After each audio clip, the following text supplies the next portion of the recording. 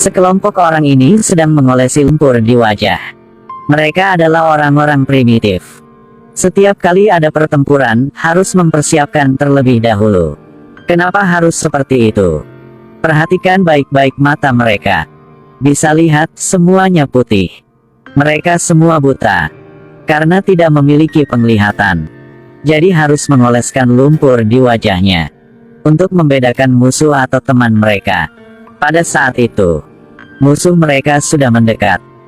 Tapi lihat penampilan orang-orang ini. Bahkan langkah perlahan. Mungkin Anda tidak akan percaya. Tapi mereka juga buta. Ketika kedua belah pihak ingin memulai perang. Bagaimana mereka akan bertarung? Apakah mungkin mengandalkan nafas untuk merasakan? Meskipun tidak bisa melihat. Tapi pendengaran Baba membuat dia bisa merasakan. Musuh tepat di bawah kaki. Hanya melihat dia mengetuk tanah 2 kali. Orang di belakang segera mengerti. Kemudian bergegas pada saat yang sama. Pukul lawan dengan cambuk. Pada awalnya, pihak ini masih memiliki sedikit keuntungan. Tetapi jumlah musuh benar-benar terlalu banyak.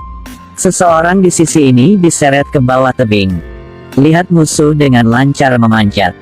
Baba memotong tali. Tidak boleh ragu untuk menyelamatkan rekan.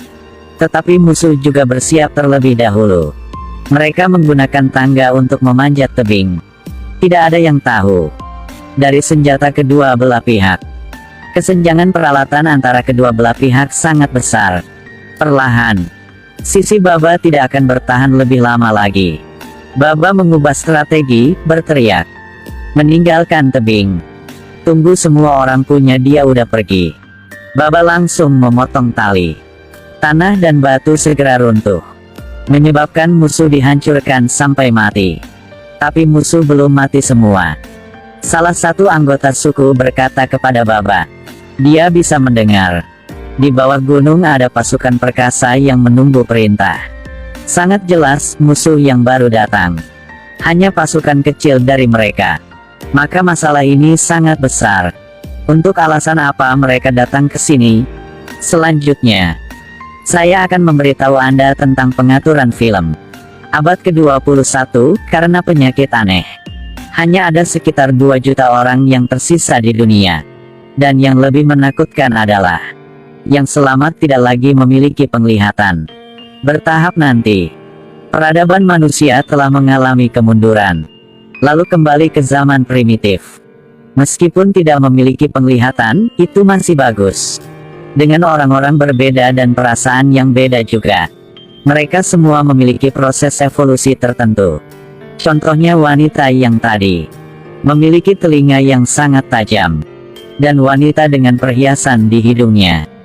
Hidungnya lebih bagus dari hidung anjing pemburu. Dan sejak saat itu, di bumi terkadang akan muncul mutan. Artinya, orang dengan penglihatan. Dan akan dianggap sebagai mutan sesat.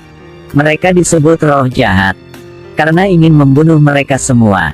Sang ratu segera membentuk pasukan untuk berburu mutan.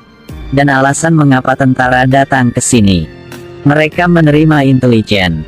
Desa punya Baba ini. Ada wanita hamil roh jahat. Dan Baba mempertaruhkan nyawanya untuk melindungi rakyatnya.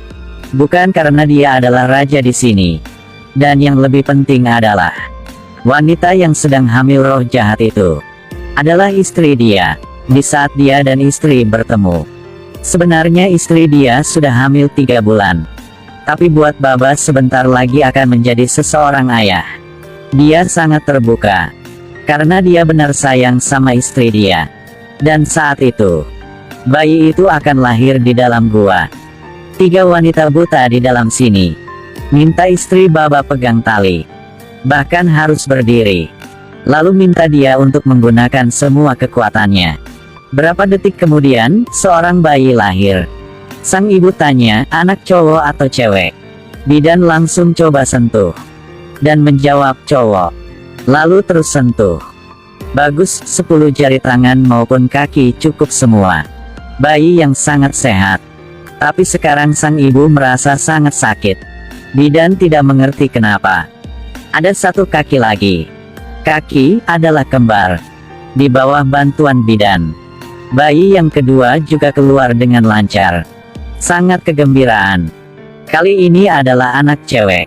Ini benar-benar langka. Perasaan bahagia menyelimuti gua. Tapi kebahagiaan ini ada harganya. 1 detik kemudian, seorang pria kekar masuk. Dia adalah ayah punya anak-anak ini. Dan itu adalah Baba, pemimpin di gunung ini. Seluruh tubuh Baba banyak luka, membawa kabar buruk.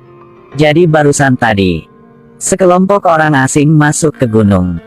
Mereka tidak mengerti alasannya tetapi masih harus bertarung. Meskipun untuk sementara bisa mengendalikan musuh. Tapi segera bala bantuan akan tiba. Jadi apa yang harus dilakukan sekarang? Baba juga sangat tidak berdaya. Musuh belum selesai, sekarang ada masalah di dalam suku lagi. Penatua bawa orang-orang desa untuk berbicara dengannya. Mereka bersikeras bahwa sebelumnya tidak ada apa-apa di dalam suku. Tapi Baba baru punya anak. Tiba-tiba suku diserang oleh orang luar. Terbukti sangat mampu. Musuh membidik kedua anak itu. Jadi tetua desa menyarankan, serahkan istri dan anak Baba ke musuh. Sebagai ganti kedamaian semua orang. Kedengarannya sangat masuk akal. Tapi siapa berani menyentuh anakku? Baba sangat marah. Langsung memegang senjata. Kemarahan memenuhi tempat ini. Kesengsaraan besar akan datang, masih kacau seperti ini di antara suku. Bidan tiba-tiba keluar dari dalam gua. Dia datang dengan rencana yang sempurna. Dia mengatakan bahwa ada tempat di belakang gunung untuk bersembunyi. Di situ ada satu jembatan. Jika bisa melewatinya, masih ada waktu untuk kabur. Tidak ada jalan lain. Semua setuju dengan ide itu. Dan seperti itu, istri punya Baba masih belum pulih. Harus memeluk 2 anak untuk melarikan diri. Kelompok pemburu mutan telah sampai ke desa itu. DJ Praveen. Sekelompok orang buta sedang diburu. Orang buta menyeberangi jembatan. Mendengar ini membuat orang lain takut. Tapi tidak ada jalan lain. Naluri bertahan hidup mereka membuat mereka tak terbendung. Bersandar pada cabang pohon untuk keseimbangan. Menuju ke depan. Tapi ada juga orang yang tidak bisa menjaga keseimbangannya. Terpeleset dan jatuh ke sungai. Tiba-tiba ada suara. Suasana yang menakutkan. Dan musuh dengan kuda juga sampai ke situ. Mereka lepaskan anjing untuk mencari jalan. Sekarang seseorang telah melewati ujung sana. Dan Baba sebagai pemimpin. Dia jalan di paling belakang. Anjing pemburu sampai. Berdiri di jembatan lalu menggonggong. Baba mengambil senjata.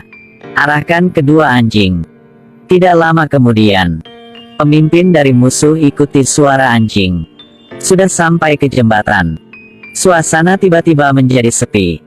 Pertempuran antara orang buta membuat penonton lebih bersemangat.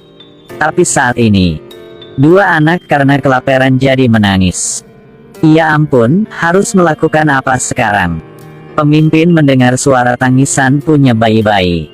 Dia memperlakukan bawahannya dengan sangat baik. Dia memanggil pengkhianat yang dia beli dari suku Baba. Suruh orang itu naik ke jembatan dulu. Saya ingin menambahkan informasi. Pengkhianat ini demi dirinya sendiri. Sudah jual informasi istri Baba sedang hamil. Dan bawa pemimpin jahat ke desanya. Di sisi lain, Baba selamat lewat jembatan itu. Dia merasakan di atas jembatan masih ada orang. Jadi langsung memotong satu tali punya jembatan. Pengkhianat di tengah jembatan berteriak minta ampun. Baba pada saat itu, karena belum tahu orang itu adalah pengkhianat. Suara orang-orang dari suku menyebabkan Baba melepaskan pertahanannya. Langsung selamatkan pengkhianat itu. Lalu langsung memotong tali yang sisanya.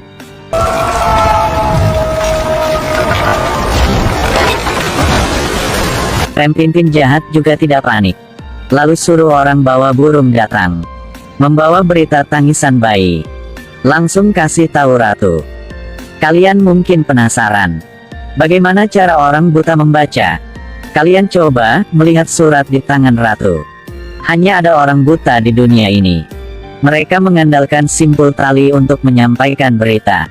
Setelah membaca suratnya, Ratu memulai pertemuan. Dia kasih tahu ke semua orang di situ. Jika desa punya baba, ada seseorang wanita lahirkan anak punya iblis. Iblis di sini adalah orang yang punya penglihatan mata. Ratu memberi perintah. Dengan harga apapun harus bisa menangkap kedua anak itu.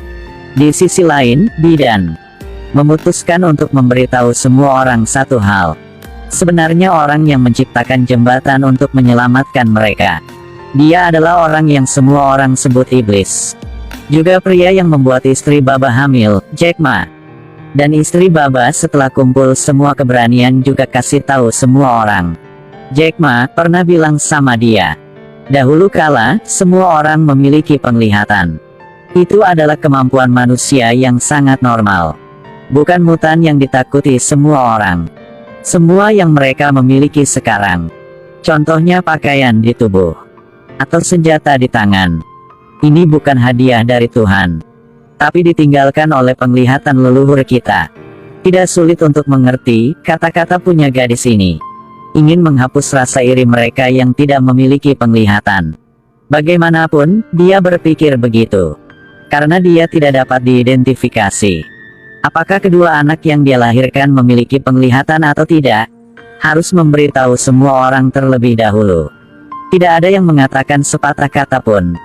Tapi tidak semua orang setuju. Karena mereka diselamatkan oleh iblis. Sudah sampai sini. Mereka bisa omong apa lagi? Dan setelah itu, semua mereka harus ikuti surat yang ditinggalkan oleh Jack Ma. Temukan tempat tinggal baru untuk semua orang. Setelah sebulan mencari dengan susah payah, mereka akhirnya juga sampai. Jack Ma benar-benar punya hati baik. Sengaja meninggalkan banyak materi di tempat ini. Cukup bagi mereka untuk memulai kembali dari nol. Semua orang mencoba beradaptasi dengan lingkungan baru. Bidan pergi ke sisi Baba dan bilang sama dia, jangan lengah terhadap siapapun, karena musuh masih memburu suku kita. Baba memegang takdir semua orang. Baba memeluk dua anak, ingin terima kasih pada Tuhan. Seekor burung terbang lewat.